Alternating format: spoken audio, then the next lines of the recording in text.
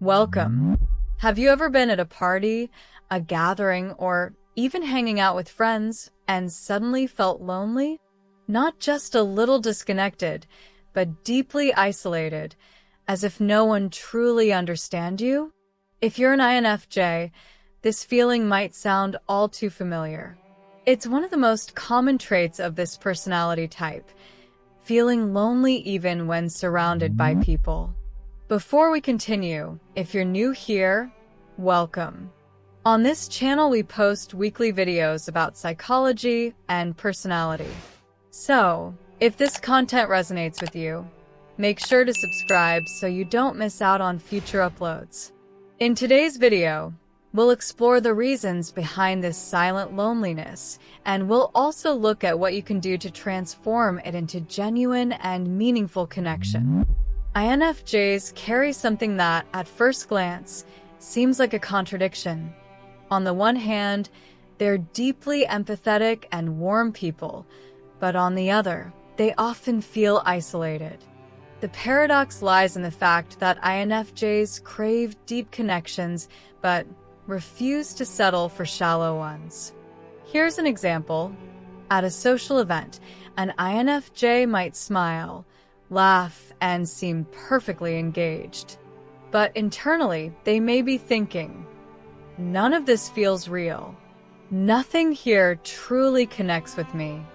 And that inner disconnection is what makes them feel lonely, even in a crowd. On top of that, INFJs carry a rich inner world, thoughts, intuitions, and reflections that rarely get fully expressed. And when they try to share them, they often feel misunderstood, or that their depth scares people away. Imagine opening up about your existential fears, the fragility of life, or the meaning of the universe, only to have someone respond with, "Anyway, did you see the latest episode of that TV show?" That gap can feel brutal for an INFJ. So, the loneliness doesn't come from being physically alone. It comes from the absence of meaningful company. That's the core of the paradox. Let's break down the main reasons why INFJs often experience this deep loneliness. 1. The need for depth. Small talk like, "How's the weather?" or "What did you do last weekend?" can feel exhausting. INFJs hunger for conversations about values, dreams, and transformative experiences. Without that, they feel unfulfilled, as if they're breathing but not really living. 2. Statistical rarity. INFJs make up only about 1% to 2% of the population. That means it's rare for them to find people who think and feel the way they do. Imagine being in a country where everyone speaks a different language, and you're the only one who understands your own. That's how INFJ loneliness feels. 3. Heightened intuition. INFJs pick up on unspoken emotions, subtle changes in tone, or microexpressions. This gives them extraordinary awareness of what's happening beneath the surface. But it can also alienate them. While others relax and have fun, the INFJ might be busy processing hidden emotions in the room and end up feeling out of sync. 4. Social masks. INFJs often adapt to the context. They listen, smile, and play the role expected of them. But that mask doesn't reflect their true self. It's like wearing a costume that pleases others but suffocates you inside. That gap feeds their loneliness. I'm here, but it's not really me who's present. 5. Idealism in relationships. INFJs dream of soul-to-soul connections. But when reality falls short of their expectations, the disappointment is intense. It's like hoping for an ocean and finding only a puddle. 6. Constant self-analysis. INFJs overthink how they act, what they say, and how others perceive them. This inner critic often convinces them they don't belong, even in spaces where they're accepted. 7. Fear of vulnerability. Ironically, even though they crave deep bonds, INFJs are scared of opening up. They wonder, what if I'm judged? What if no one understands me? So they hold back, and that silence only deepens their loneliness. What effect does this loneliness have on an INFJ's daily life? 1. Progressive isolation. Many INFJs slowly withdraw from others, convinced it's pointless to keep searching for something they'll never find. Their inner world becomes both a safe haven and a trap. 2. Emotional exhaustion. Being surrounded by shallow connections drains them. It's like trying to live on junk food. Your stomach may be full, but you're starving for real nourishment. 3. Self-esteem struggles. Not finding their place can lead INFJs to believe there's something wrong with them. They ask themselves, why can't I enjoy things like everyone else does? 4. Unbalanced relationships.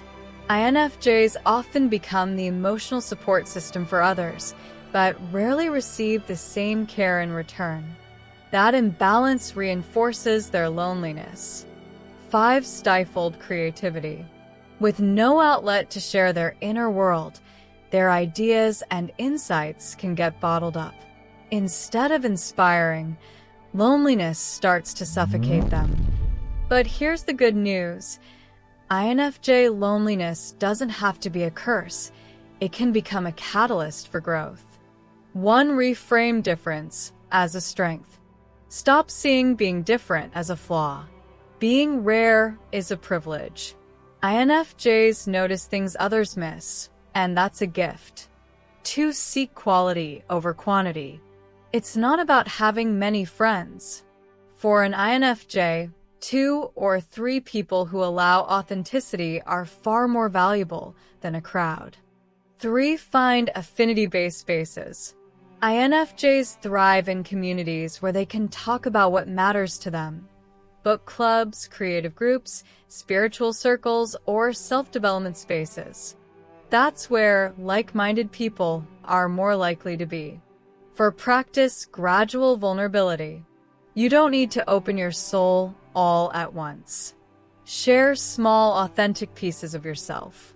Each time you do, you increase the chances of attracting people who value the real you.